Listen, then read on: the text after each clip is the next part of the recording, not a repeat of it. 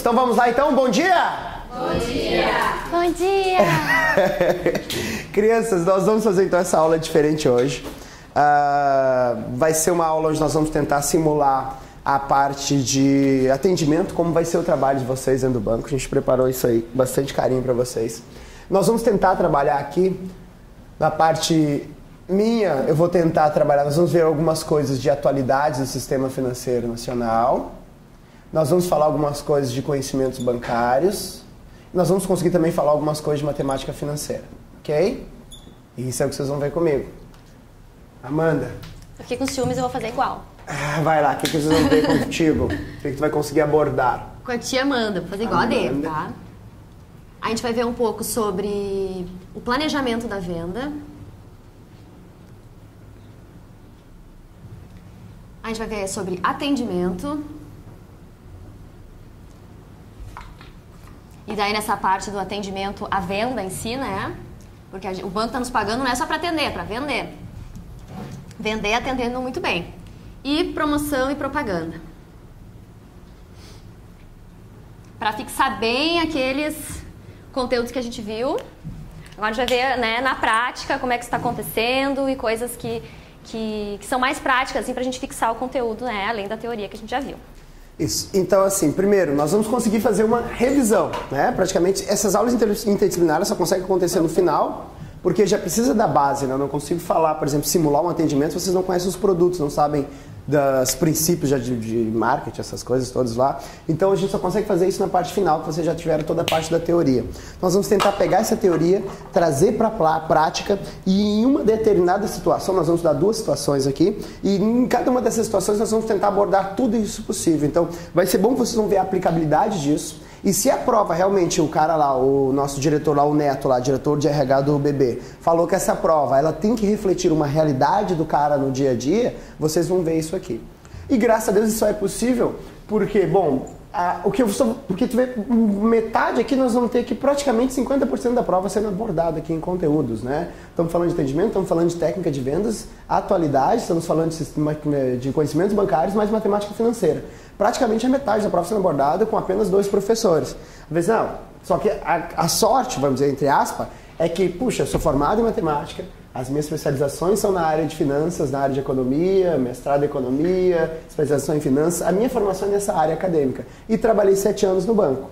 A Amanda, para falar daquilo lá, também tem formação na área de comunicação, mestrado em administração com ênfase em marketing, trabalhou no banco na área de atendimento, inclusive nós se conhecemos, na verdade, dentro do banco. Ela era minha colega dentro do Banrisul e a gente era gerente de conta os dois.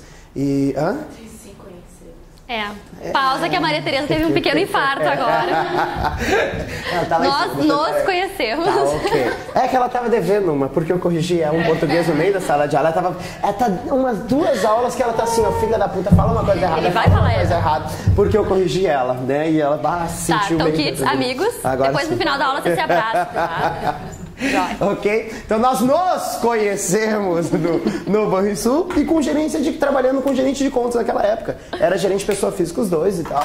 Então nós temos uma experiência boa nisso daqui. Então nós vamos conseguir mesclar tudo isso. Acho que sim, né, Amanda?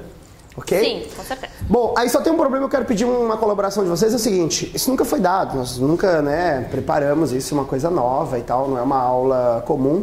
Então nós não temos uma coisa que é o time de aula, né? O que é o time de aula? Essa aula ela pode se estender como ela pode acabar antes, tá?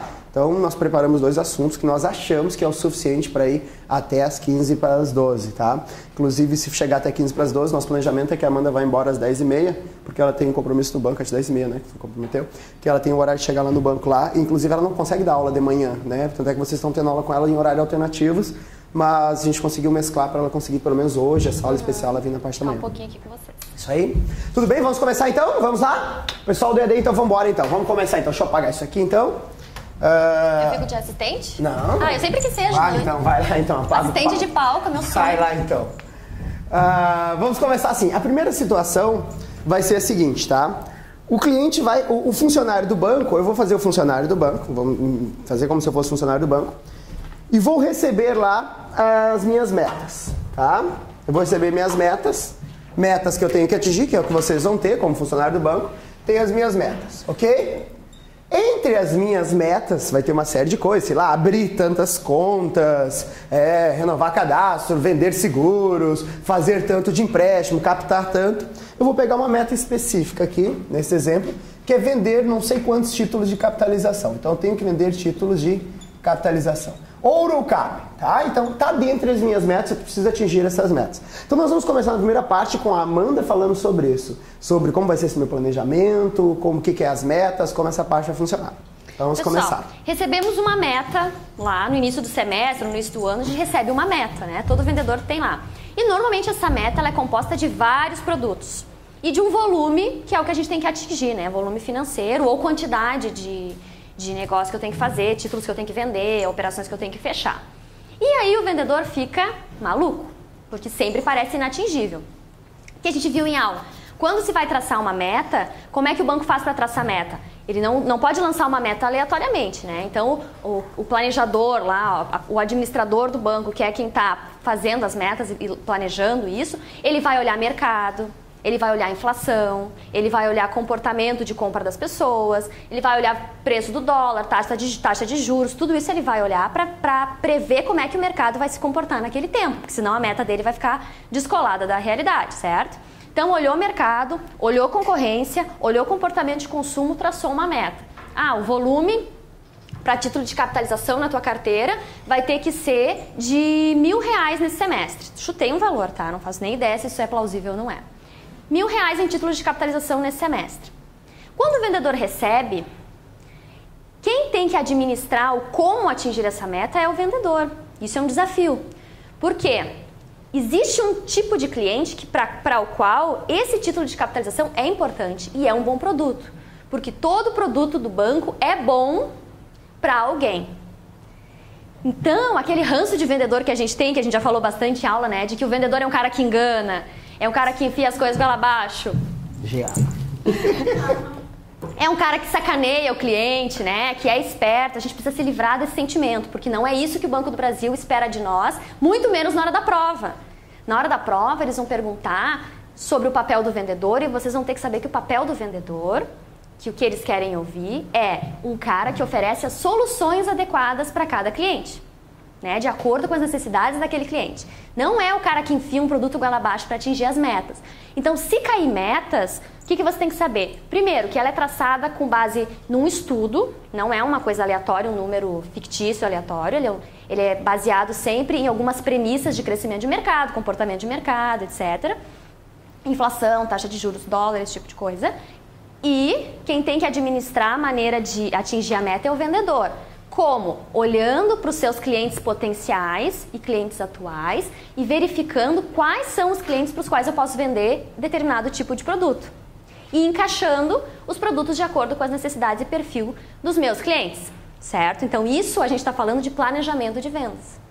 Aquilo que está no edital lá que fala de planejamento de vendas para atingir as metas, é isso. É olhar para a carteira, mapear os meus clientes e verificar quais são os clientes adequados para cada produto, porque tem. Todo produto é bom para algum cliente, todo cliente precisa de algum produto, certo? Então, título de capitalização. O Ed vai explicar um pouquinho melhor o que é o título de capitalização, que a gente vai oferecer esse produto para um cliente que a gente acha que tem um perfil para esse produto. E agora o Ed vai explicar um pouquinho melhor o que vem a ser esse título de capitalização, que não é só a telecena lá do Silvio Santos, tá?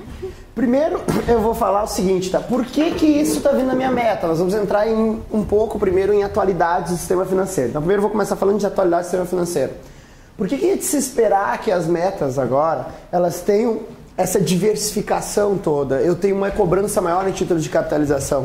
Porque a gente sabe que a principal função de um banco é comprar dinheiro e vender dinheiro. Comprar dinheiro e vende dinheiro mais caro. Essa é a principal função, captar e emprestar. Então vocês vão ter muitas metas, esperem no banco, muitas metas de captação. Olha, tem que captar tantos milhões esse mês. E tem que emprestar. Vocês vão ter metas para emprestar. Tem que emprestar não sei quantos mil. Por quê? Aqui é que vai gerar o principal lucro do banco, que é o que nós chamamos de quê? Lembram disso? Spread, que é essa diferença de taxas que eu estou tendo aqui. Sim ou não? Mas o que nós estamos vendo agora em atualidade do sistema financeiro? Qual é a tendência do mercado? O que está acontecendo com os spreads dos bancos? Estão cada vez maiores ou cada vez menor? cada vez menores. Por quê? Com a redução do que? Da taxa Selic, sim ou não? Isso força com que os bancos reduzem as taxas e essa redução na taxa vai estar impactando os spreads. Lembra quando a gente analisou o balanço do Banco do Brasil? O que nós vimos lá? Ele começa a falar, olha, estou emprestando mais, mas o meu lucro continua sendo praticamente o mesmo. Por quê? Porque o meu spread está sendo menor. E aí ele vem e fala da inadimplência e tal, aí daqui a pouco ele joga uma justificativa, como se fosse uma coisa solta lá no meio, mas na verdade ele está mostrando que ele está preparado para esse novo cenário bancário. O novo cenário de taxas baixas bancárias, o banco que está preparado é o banco que enxergou, puxa, não dá para comer mais aqui todo o bolo aqui. Eu vou ter que comer um pouquinho aqui, um pouquinho ali e um pouquinho ali. E aí vem a palavra que eles estão usando muito dentro dos balanços, que é a diversificação dos produtos.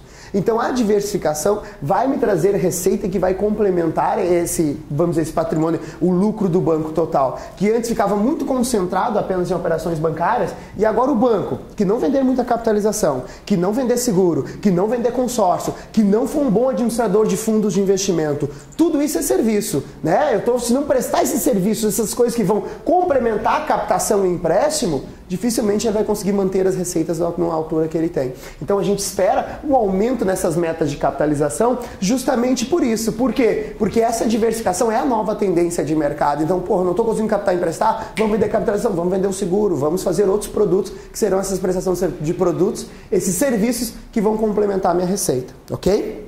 Bom, então isso é o nosso pincelada de atualidades dentro do porquê que isso deve vir na minha meta dentro do título de capitalização. Agora vamos falar de títulos de capitalização, tá? Eu vou falar o que seria vantagens e desvantagens do título de capitalização e aí depois a Amanda entra ali com como que eu vou fazer para vender título de capitalização. Então primeiro, não adianta, isso aí quem deveria dizer é a Amanda, mas eu acho que é verdade, ela me corrige se estiver errado. Acho que não adianta você vender um produto se você não conhece o produto. Acho que ninguém vai conseguir, é uma coisa lógica, não consegue vender um produto que você não conhece. Então, primeiro, o cara quando ele recebe para vender capitalização, ele tem que conhecer a capitalização para poder vender a capitalização. Então, quais são os prós e os contras? Porque, como a Amanda falou, não existe um produto certo para todo mundo. Todo produto tem coisas boas e coisas ruins, depende da ótica, depende para quem é esse produto. Então, vamos colocar aqui quais seriam as vantagens da capitalização, né? Vantagens. O que eu tenho de bom da capitalização, né? Primeiro, é um misto de poupança. É uma poupança, sim ou não? Mas não é simplesmente uma poupança. É uma poupança, eu vou poupar, vou botar aqui poupança, não quer dizer caderneta de poupança. Tem gente que mistura, fala, capitalização é poupança. Não é caderneta de poupança. Essa poupança aqui é do ato de poupar, guardar. Então é uma maneira de guardar dinheiro e além disso eu vou concorrer a sorteios. Essa daqui é um carro-chefe talvez da capitalização, é a possibilidade de ganhar dinheiro através de sorteios. Então eu posso guardar dinheiro, é isso que eu falava, cara, você pode guardar dinheiro e mais, além de guardar dinheiro, você pode concorrer a sorteios. Beleza, essas são as principais vantagens do título de capitalização. O que seria desvantagem desse título de capitalização? O que eu tenho de ruim aqui? Desvantagem. Desvantagem desse produto é a baixa liquidez.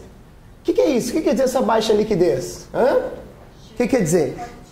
Ele não pode resgatar a qualquer momento, provavelmente tem uma carência, sim ou não? Qual é o prazo mínimo de carência de uma capitalização? 1 ano, então tem uma carência mínima de 1 ano. E às vezes mesmo superado o prazo de 1 ano, mesmo que permita o resgate dele, ele ainda tem uma perda financeira. Lembra que é possível eu ter uma tabela dizendo assim, ó, se você ficar 72 meses, você vai resgatar 100% da capitalização. 71, 99,3. 70 meses, lembra disso aqui? 98,2. Então, mesmo passou, antes de 1 ano, sei lá, pode ser até 2, o mínimo é 1 ano. Se eu quiser criar uma capitalização que obriga o cara a ficar 2 anos para sacar, posso. A legislação fala que no mínimo nenhuma capitalização pode ser sacada. Lembre-se, aí vem o exemplo da telecena. Por que a telecena tem que resgatar daqui a 1 ano? Porque esse é o prazo mínimo. Não posso resgatar minha telecena antes de 1 ano porque é o prazo mínimo aqui.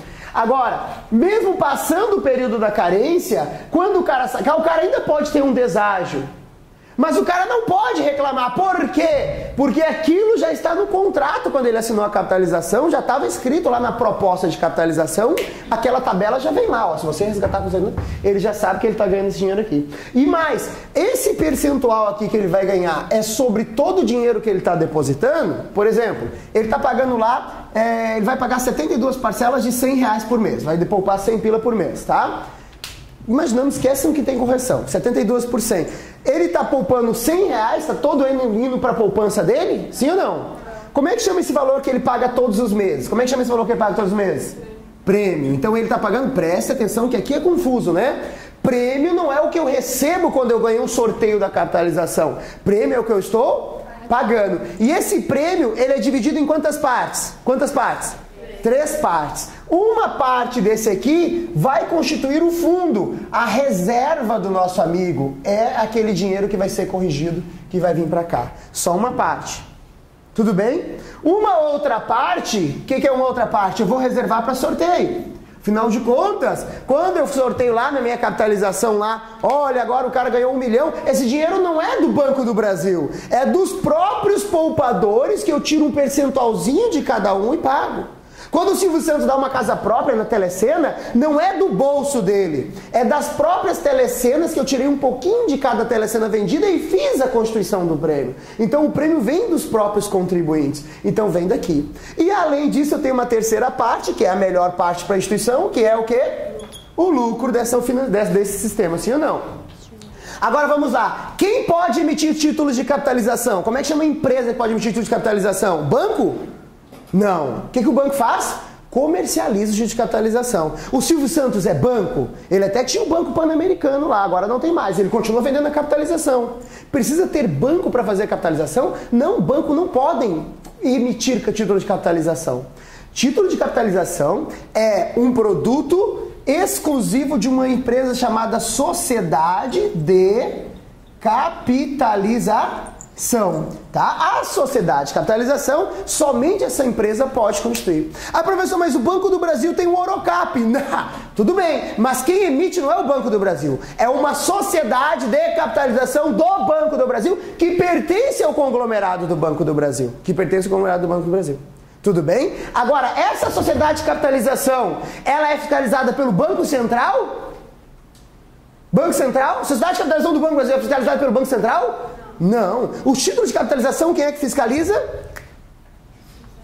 SUSEP. Então, é a SUSEP. Está vendendo lá o produto dentro do banco? Beleza. Mas quem fiscaliza aquele produto é a SUSEP, que é a Superintendência de Seguros Privados. Então, estou falando de capitalização, apesar de estar dentro do banco, quem emite não é um banco, é uma sociedade de capitalização. O banco está comercializando aquilo com os seus clientes, usando a rede de clientes para comercializar aquele produto.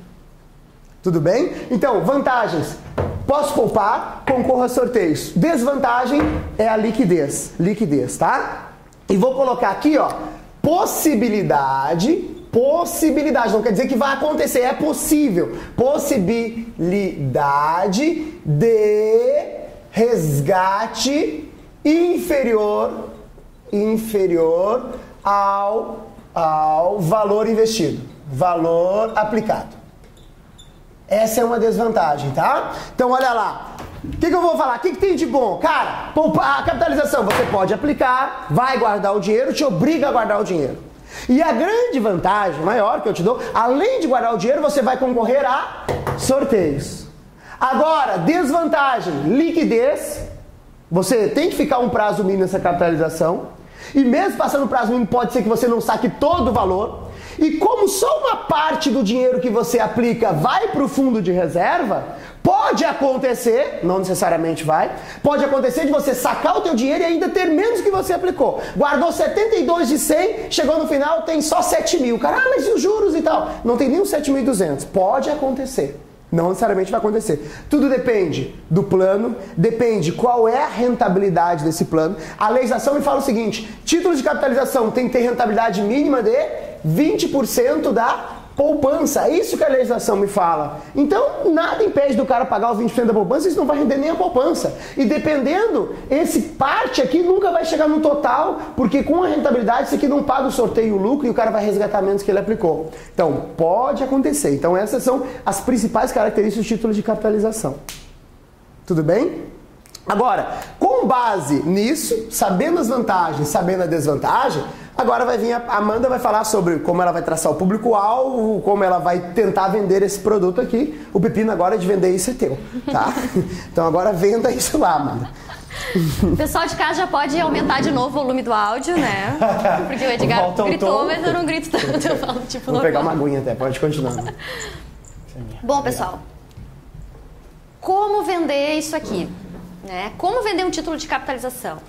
A gente está falando de produto bancário, a gente sempre refere como produto bancário, né? Mas tem que lembrar que, na verdade, tudo que o banco oferece são serviços, tá? Então, por mais que a gente se refira, e o próprio banco se refere ao seu serviço como produtos, que dá uma cara para ele de produtos, e isso é mais conhecido do público, né, esse termo. Na verdade, tudo que o banco presta é esse serviço, são serviços. Então, tem um serviço de intermediação financeira, que para o cliente ele enxerga como soluções. Então vai me dar um serviço de guardar o meu dinheiro e me dar uma rentabilidade, um serviço de me dar um cartão que vai facilitar as minhas compras, eu vou pagar com um tempo depois, que é o cartão de crédito, um serviço de capitalização, que é onde eu guardo meu dinheiro e também concorro a sorteios. Então tudo isso são serviços. E vamos lembrar quais são as características do serviço, que pode cair isso aí, né? O serviço é intangível. O que quer dizer? Serviço a gente não consegue ver, não consegue pegar antes de adquirir. Então, o título de capitalização, por mais que a gente receba lá um certificado, né, ou o regulamento lá do título de capitalização, a gente não está conseguindo pegar o título de capitalização. O nosso dinheiro em si sendo guardado e tendo a rentabilidade, os sorteios, isso é intangível. A gente vai ficar só com alguns sinais que a empresa vai nos dar. E um dos sinais mais importantes que a empresa vai nos dar é justamente a postura do vendedor. A segurança do vendedor ao atender, ao demonstrar como é que funciona o produto, lembre-se que sempre é um serviço, como que vai funcionar, quais são as vantagens para o cliente. Então, dependendo da maneira que o vendedor se porta, ele vai passar a confiança. Porque o título de capitalização em si, ele é intangível. O cliente só vai perceber o efeito depois do tempo, depois que passar um ano, quando chegar o tempo de resgate. Mas isso gera uma insegurança, né? Pô, tô largando meu dinheiro lá, onde é que tá parando meu dinheiro se eu não tô vendo? É diferente quando a gente vai comprar uma geladeira, que tu sai com a geladeira, tá vendo a geladeira, né? O título de capitalização a gente não tá vendo nada. Então, por isso, por ser intangível, que é tão importante que o vendedor faça essa venda de uma maneira correta, de uma maneira que passe segurança, tranquilidade, mostrando todos os detalhes para o cliente, deixando o cliente seguro, tá? Porque a intangibilidade causa insegurança. Além da intangibilidade, a gente tem a inseparabilidade, que é outra característica do serviço, né? Ou seja, ele é produzido e consumido ao mesmo tempo e não pode ser separado da pessoa que tá produzindo. Então, quem está fazendo aquele atendimento vai determinar como é que aquilo vai acontecer. A gente não consegue separar, né, o título de capitalização do momento da venda da pessoa que está vendendo. Se a pessoa vender bem, fizer bem aquele momento de apresentação, isso já vai deixar o cliente também mais seguro. Né? Ela vai associar aquele produto com uma coisa boa, porque a gente não consegue separar essas duas coisas. O serviço depende de quem está prestando aquele serviço. O serviço também é variável, então, ou seja, ele vai se adequar ao cliente, né? Isso é uma característica boa. Mas pode ser ruim se a gente estiver variando o nível de qualidade. Então, apesar do serviço ser variável, sempre o nível de qualidade tem que ser mantido. Não pode um dia atender bem e um dia atender mal. Um vendedor sabe vender bem e o outro não conhece o produto. Então, quando o cliente voltar para tirar uma dúvida, a outra pessoa vai atender mal. Isso é ruim. Tá? Todo mundo tem que entender daquele produto, todo mundo tem que ter conhecimento para dar um nível de qualidade adequado para o atendimento. Então, o serviço é variável? Porque depende de pessoas, depende de quem está produzindo aquele serviço. Mas não pode variar o nível de qualidade. E o serviço também é perecível. Ou seja, no momento que aquele atendimento aconteceu, que aquele serviço foi prestado, né, que o cara lá cortou o meu cabelo, o serviço acabou. Todo serviço é perecível. A gente fica só com os efeitos dele, né? E por isso eu não posso estocar o serviço, eu não posso guardar aquele atendimento para fazer de novo, né? No momento que eu atendi o cliente, se esvaiu aquele cliente. O que isso traz de problema? Como eu não consigo estocar o atendimento, eu não consigo guardar para um momento que tem muita fila, por exemplo. Hoje não tem fila, estamos sobrando, com o atendente sobrando aqui. Então vamos aproveitar e estocar esse atendimento, esse tempo sobrando, o dia que tiver fila a gente libera. Dá para fazer isso? Não existe isso, né? Porque o serviço ele é intangível, eles são pessoas prestando. Então isso gera um problema de demanda também lá para o banco. Ou seja, ele tem que se planejar de uma maneira que ele consiga ter pessoas para atender quando tiver muita gente na fila. e ele precisa dar um jeito de ocupar aqueles vendedores no dia que não tem fila também. Porque o serviço não pode ser estocado, eu não consigo guardar para depois. Então, eu tenho que ter uma equipe treinada para atender quando tiver muita gente e guardar aquelas pessoas de alguma forma, direcionar para fazer um outro serviço no dia que não tiver fila. Certo?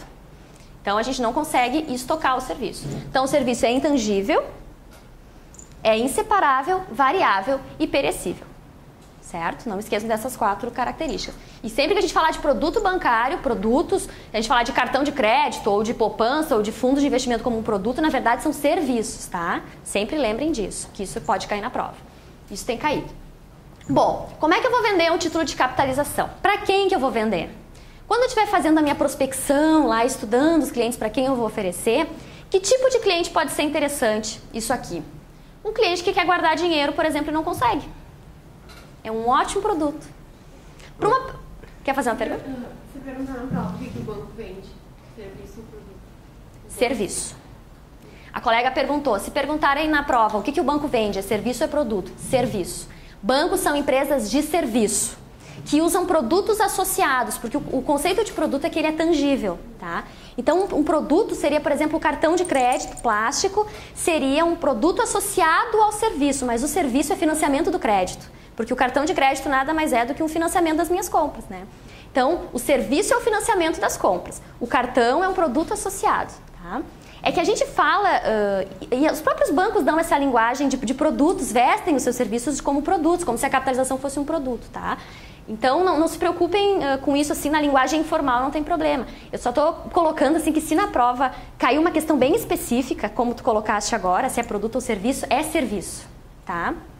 É serviço, muitas vezes baseado em produtos ou com apoio de produtos auxiliares, mas tudo que o banco presta é serviço, certo? Então, voltando, para quem que um título de capitalização é bom? É bom para um cara que está duro, não tem dinheiro, precisa de crédito e dinheiro urgente para financiar alguma compra. É bom? Não, porque o dinheiro dele não tem liquidez, né? Vai ficar preso lá. Então, cliente duro, cliente que está tomado de crédito, cliente que precisa de dinheiro urgente para fazer alguma compra, não é o perfil de cara para quem eu vou ofertar. E é isso que vai cair na prova, a adequação dos produtos aos clientes, que é isso que o banco tem que fazer. É por isso que o vendedor não precisa ser um pilantra, não precisa enfiar o produto errado para a pessoa errada. Ele tem que descobrir qual é o perfil da pessoa que está precisando. Um título de capitalização é muito bom para aquelas pessoas que gostam de concorrer a sorteio. Não tem gente que compra a Mega Sena toda semana? As vó. Tem, né? Tem gente que compra a Quina, Mega Sena, tudo que tem, né? Esportiva. Para esse tipo de pessoa, é muito bom. Não é à toa que a Telecena tá até hoje, né? Faz o quê? 20 anos, 25, 20 e poucos anos que existe a Telecena. Muito corrigido nos domingos lá para minha avó. Atenção para o resultado parcial. E eu corria para pegar uma caneta. Lembra que eu disse? Sempre vó. Ninguém nunca comprou capitalização. Era sempre para uma avó, para alguém, né? É verdade. Todo mundo tinha uma avó, né? Alguém já comprou aqui a Telecena? Não, ninguém assumiu. Eu fiz essa pergunta. Ninguém assumiu. Não, já comprou o título de capitalização. Não? Era. Aí eu perguntei, não, falei, quem comprou? Não. Aí eu falei assim, aí eu botei e falei, deve estar mais ou menos uns 10 reais. Não tá tudo isso. Aí alguém já corrigiu o valor, mas como? O pessoal sabe. Eu não sei mais quanto custa, mas tu corrigia pra tua avó também. Era no domingo e daí tinha um sorteio e... Era a parte boa. E nunca ganhava nada, né? Eu nunca ganhei, não sei se alguém ganhou. Eu nunca ganhei, minha avó nunca ganhou, mas ela continuava comprando, né? Porque a fé é o que move o mundo, né? Já dizia o sábio. Então, pessoal, tem gente que compra, não é à toa que eles têm lucro até hoje, né? Tem gente que compra, tem gente que gosta dessa coisa. Até porque se tu ganha uma bolada. Então, se tu vier ser sorteado, eu não sei, não conheço até os valores do Banco do Brasil, né? Mas geralmente tem prêmios pequenos, prêmios assim de 2 mil, 3 mil reais, e daí semestralmente tem 100 mil reais, anualmente tem 100 mil reais, 200 mil reais, e o prêmio vai crescendo, né? Uma amiga minha ganhou 40 mil reais, o pai da tua amiga ganhou. Então, quando o cliente ganha, o vendedor também ganha uma parte, tá? Fecha parênteses. Quando o cliente é sorteado, o vendedor normalmente ganha alguma bonificação também. Mas pro cliente é uma grata surpresa, né? Imagina agora no fim do ano você ganhar 40 mil reais aí, alguém ia reclamar? Não, né? Então, e mesmo se o cara não ganhar o sorteio, esse produto é bom? É, porque tem gente que não consegue guardar lá os 50 reais por mês. Tem gente que gasta 50 e o ser humano em geral é assim, né? Se tiver ali disponível, tiver dando sopa ali na conta, né? Aquele dinheiro na carteira ali sobrando, a gente acha no que gastar. Agora, se a gente souber que todo mês vão debitar da nossa conta aqueles 50 reais, de repente nem vai fazer falta. Né? Uma coisa que a gente gasta com uma coisa supérflua, assim, uma coisa que não era tão importante. Então é uma poupança? É, principalmente uma pessoa que não tem disciplina de guardar. E nesse sentido, quanto maior o valor ela fizer da capitalização, melhor. Então, às vezes o cliente chega na nossa frente e acha o valor caro, né? Porque a gente fala, é 50 reais. Ai, mas tudo isso. E quando a gente começa a mostrar as vantagens, e aí que está a técnica da venda, né? Mostrar por que é bom guardar aquele dinheiro, que na verdade ele não está perdendo 50 reais. Ele está deixando de gastar 50 reais com uma coisa que era supérflua, que de repente a gente começa a converter, né, para moeda local. Vamos ver, o que se faz com 50 reais? Quantas cervejas eu compro? Skin. Depende da cerveja, né? Se for no boteco, lá tá 5 pila, já cerveja, umas 10 cervejas, né? E tudo se deposita aqui no abdômen da pessoa, que depois vai gastar em academia, né? E daí vai gastar mais 3 vezes aquele valor para fazer uma academia para perder a pança, né? Lá se puxando no abdominal. Ou então, 50 reais a gente vai comprar em cachorro quente, X, pizza, jantando fora. Tudo se deposita também na parte posterior do glúteo, né? Então, pode ser também gasto com um sapato novo. Não, 50 reais não paga nenhum sapato novo, né? Ultimamente paga uma Havaianas. Nem a rasteirinha. Então paga uma rasteirinha. Às vezes eu fui comprar uma rasteirinha, custava 98 reais a rasteirinha. Eu ia dar de presente, né? Daí eu comprei uma Ipanema. Era uma grávida, acho que ela ficou muito feliz com a Ipanema, né? Porque grávida só quer conforto, né? Dizem por aí. Então, o que mais que a gente faz com 50 reais? Um monte de bobagem, né? Bijuteria dá pra comprar.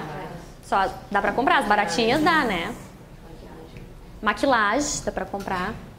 Maquilagem. Mas são coisas assim que dá pra ficar sem, né? Assim, de repente. Porque a maquilagem a gente não compra todo mês a maquilagem também, né? A gente compra e dura vários meses. O chinelo a gente compra vários meses. Então, mas aqueles 50 reais, se tiver dando sopa, a gente vai achar um jeito de gastar. Essa que é a verdade. Não importa se é com a cerveja, se é com o X, se é com a pizza, se é com a bijuteria, se é com a maquiagem. A gente vai dar um jeito de gastar. E provavelmente com uma coisa que não é importante. Então, ter compromissos financeiros é muito bom para alguns perfis de pessoas, alguns perfis de clientes, que por coincidência são pessoas, né? Como a gente já viu em aula. Muito por acaso são pessoas. Então, o ser humano precisa, às vezes, dessa obrigação financeira. Opa, se tem um cliente que eu estou vendo que quer uma oportunidade de poupar, aqui é uma coisa que eu posso fazer. Estou me ajudando, porque eu estou batendo a minha meta. Estou ajudando o banco, porque o banco, apesar do slogan lá ser bom para todos... Né? Se não for bom para ele não vai vender um produto que não é bom pro banco, né? Se o banco está vendendo é porque é bom para ele. Até para ele. Principalmente para ele, né? Mas é importante que seja bom pro cliente. Por quê? Porque se eu estou vendendo esse título e não estou explicando as vantagens, que o cara vai poupar, que na verdade ele está deixando de gastar aquele dinheiro e depois ele vai receber todo o dinheiro corrigido, que ele pode nesse meio tempo ganhar o sorteio. Se ele ganhar esse sorteio, daqui a pouco ele ganha um carro, compra um carro com aquele dinheiro que ele não estava esperando, dá entrada num apartamento, enfim, pode facilitar a vida dele, ganhar 40 mil assim, né? Pode ser um ótimo presente de fim de ano, pode ser um ótimo presente, todo mundo gostaria de ganhar isso. Não pode ir. Se a gente não mostrar essa vantagem, o cliente desconfia. O cliente fica achando que... pô, mas meu dinheiro vai ficar preso, pra que serve isso aí? Ou quando é que eu vou ver meu dinheiro? O cliente tem as dúvidas, né? Ninguém vai jogar dinheiro pela janela. Então, o papel de acalmar, né, de explicar como é que funciona, de demonstrar as vantagens e por que aquilo é bom, é nosso. Esse é o papel do vendedor. Explicar as vantagens e benefícios para aquele cliente. Já convenci vocês da capitalização, tem que falar um pouquinho mais. Porque eu tô vendendo, pessoal, tô comercializando, depois eu vou passar uma fichinha, daí vocês só assinam embaixo. Não, geralmente não. Tudo depende do plano, né? A capitalização depende do plano que tu tá fazendo. Você tá pegando ali? Não precisa levantar, não? Tá, não, tá tranquilo. Então vai, levantar pra não mexer tua câmera aí, tá? Ela perguntou o seguinte, se tiro depois de um ano, se eu tiro mais do que eu apliquei? Tudo depende do que tá no plano, como vai ser corrigido. Porque, por exemplo, às vezes tem algumas capitalização de pagamento único. No Banco do Brasil vocês têm as duas modalidades. A de pagamento parcelado, que é essa daqui, 72 pila de 100 vezes. Que é, como a Amanda falou, ideal para o cara que está poupando um pouquinho, tem dificuldade em guardar. E às vezes tem aquele cara que está com dinheiro que ele não vai usar por nada. Ele vai ficar parado mês, aí ele está guardando um pouquinho na poupança, ele está diversificando a aplicação dele. E ele resolveu deixar um pouquinho na capitalização para concorrer a sorteio. E aí ele tira uma bolada e deixa essa bolada parada. Aí o que acontece? Esse de pagamento único, o cara paga um valor só, sei lá, ele combinou pagar 5 mil reais para o banco. E combina um prazo que vai ficar parado no banco. O banco fala, tu tem que deixar por 5 anos. E aí os 5 mil fica parado por 5 anos. Depois de 5 anos ele vai pegar esse dinheiro com juros ou correção e enquanto esses 5 anos ele está concorrendo sorteio enquanto o dinheiro está lá. E aí, se ele resgatar no final desse período ali, pode ser que ele tire mais que os 5 mil aplicados, pode ser que ele tire menos. Tudo depende de qual é a taxa da capitalização, depende do mercado, depende de como está o plano, então depende de uma série de coisas. Então não tem como tu garantir nem que vai pagar mais, nem que vai pagar menos. Tudo pode acontecer. Agora, o que eu sei é que antes de um ano ele não pode resgatar.